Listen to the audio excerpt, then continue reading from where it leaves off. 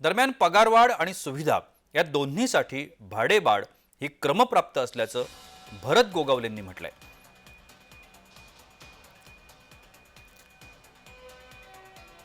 त्यामुळे एका बाजूला भाडेवाढ आहे तर दुसऱ्या बाजूला महायुतीचे सगळेच नेते भाडेवाढीचं एसटी भाडेवाढीचं समर्थन करताना दिसतात।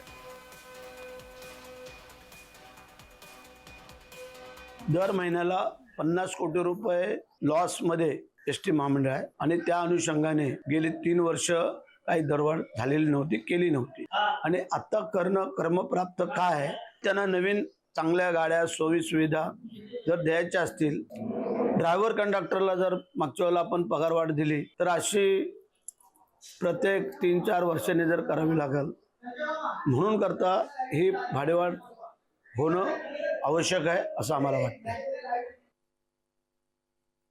ज्येष्ठ नागरिकांना जी आम्ही मोफत योजना आम्ही चालू केलेली आहे ती कंटिन्यू आहे, ती कुठेही आम्ही त्याचा खंड केलेला नाही।